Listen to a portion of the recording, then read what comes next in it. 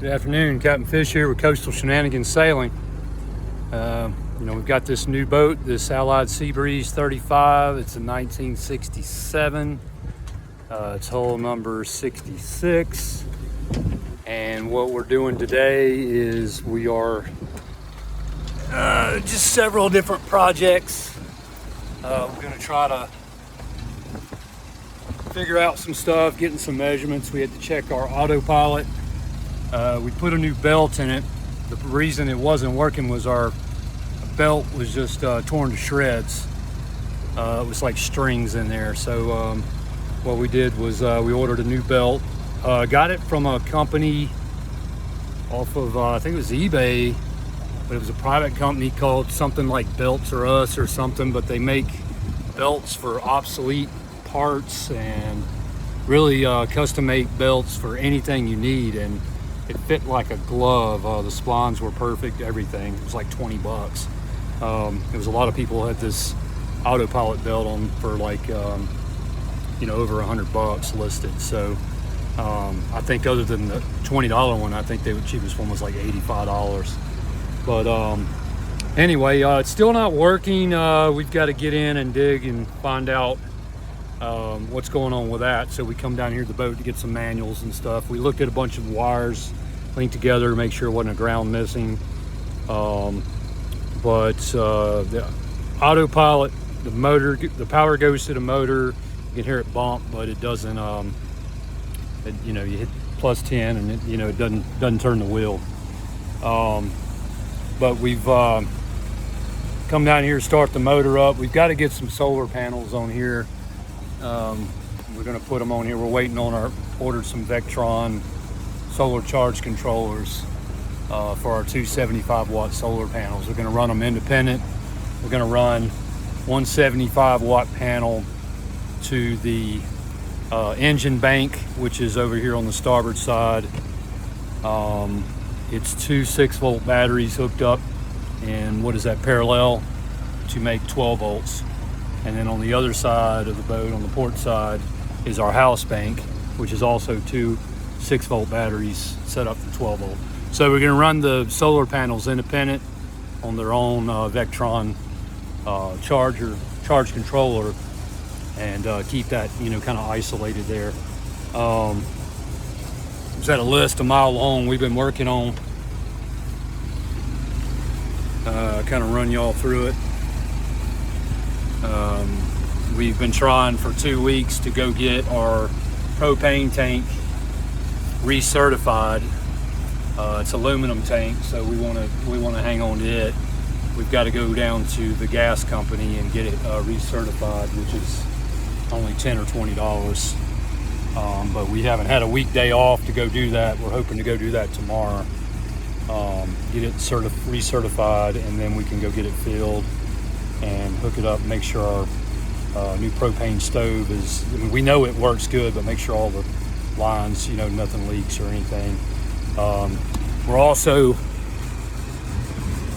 been working a lot of extra hours on 2 jobs trying to get some wood cut, because up here we're going to build a wood panel, a wood box for our electrical panel. You can see right here.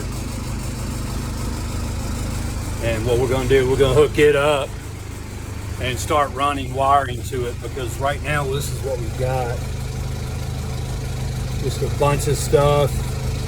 And there's stuff over here. We want to try to isolate all the wiring, and we're going to hook the panel up and then keep everything hooked up as it is, because pretty much everything works, kinda. But that way we'll know what we've got, and we can run, each item slowly, gradually run stuff to the new panel. The other thing, we're trying to find some, I wish I could get this phone turned around. Let me show you. Oh, I don't fall out of here. These little bases right here on the binnacle pole that we just put in. See, we put a larger binnacle pole. The other one, we had to cut it, and then it broke this little piece right here where my finger is, and we had to rebuild it. But this one only come up to about right here and gave us no room to put any electronics.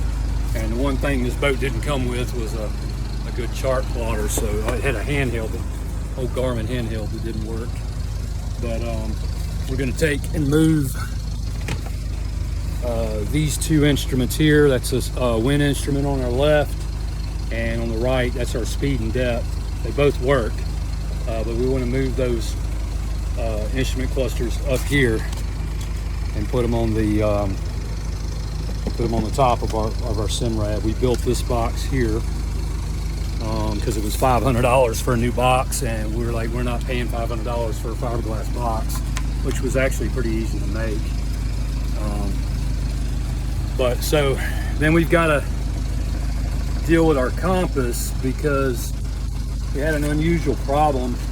There's a little metal T configuration in the bottom of it that is set up for adjusting your deviation to your instruments, which would have had to been readjusted anyway. That piece was, you know, everybody says, well, if you take that out, man, you're screwed. And, well, we didn't take it out. It was actually in the bottom of this part of the binnacle. It just had fallen loose prior to that, so I guess it's a good thing we found it.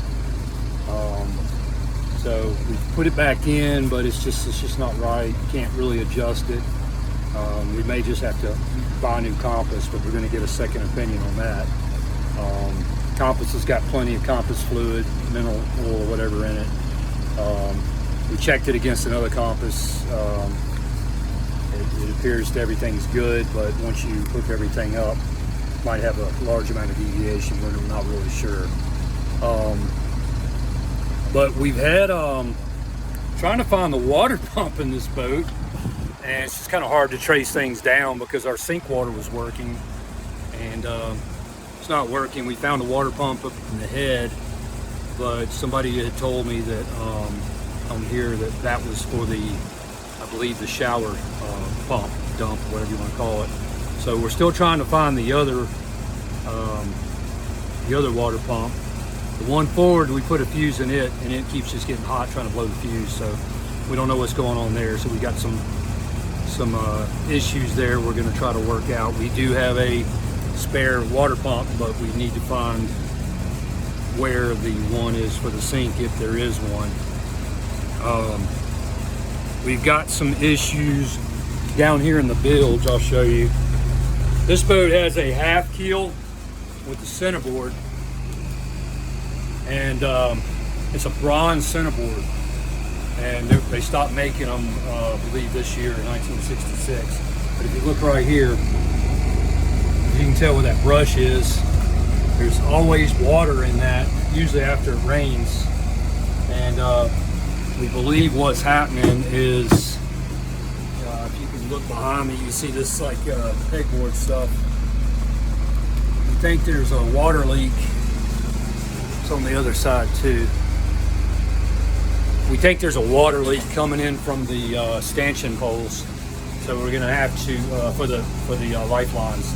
We're going to have to rebed those, and we believe that will take care of that issue there. Let's turn this engine off. Our temperature,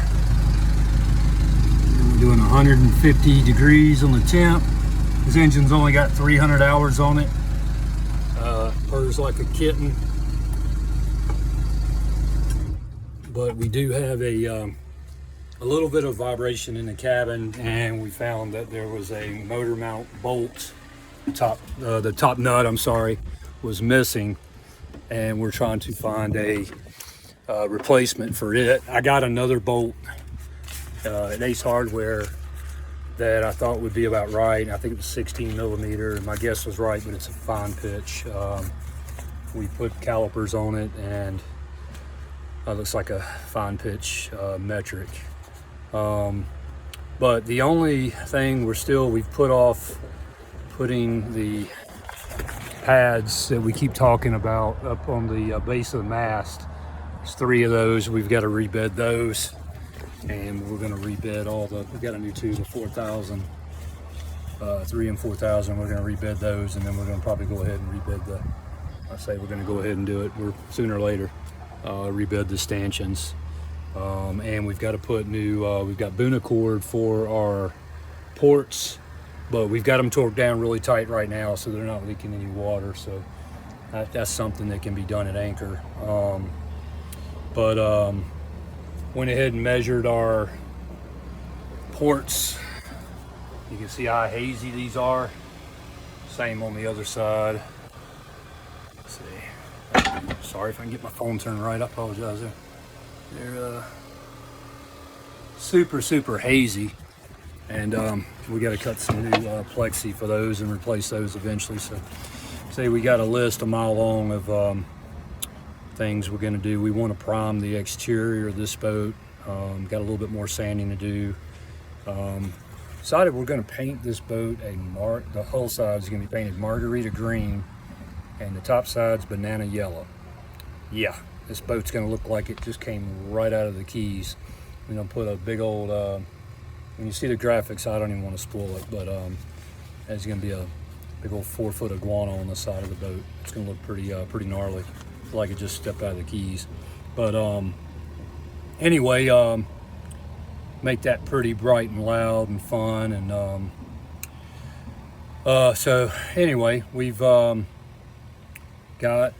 a lot of measurements and different things today, and it's just piping hot, so we don't plan on doing a whole lot more work.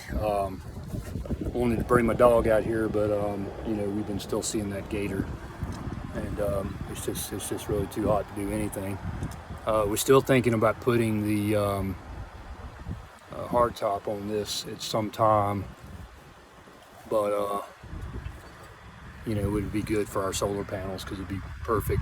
The hard top is actually it's a tonneau cover, Chevrolet tonneau cover that we stripped down, repainted and everything. It looks beautiful, but it would be the exact width of this bimini we have here, and the only difference is it's about 10 inches longer, which would actually be perfect because we run those 10 inches over on the front and then put us a Dodger up there later.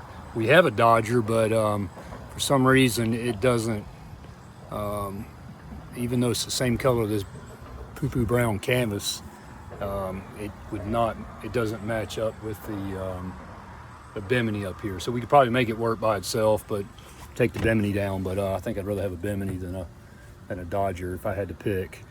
But anyway, just letting y'all know where we're at and wanted to touch base with y'all. Y'all got any input or suggestions? I could use them. Want to get this boat, get her going a little bit. So y'all stay put on the next one, and I'll probably have a good project we'll be working on. I'll fill y'all in on what we're doing, where we're at, and slowly get this boat back together. And y'all make sure to subscribe to the channel. Make sure you just reach out, say hello. Reason I'm doing this channel is just documenting everything I'm doing, and I just want to network with you guys, and love to meet other liveaboards, other sailors, and just other good people in general. And y'all comment on there, give me some likes, some subscribes. I'd love to hear back from you. Like I say, you know, we're just hanging out trying to get her done. So hope everybody has a blessed weekend, and y'all stay cool, and we will catch you on the next one with hopefully a really awesome video. So y'all just stay tuned. Over and out.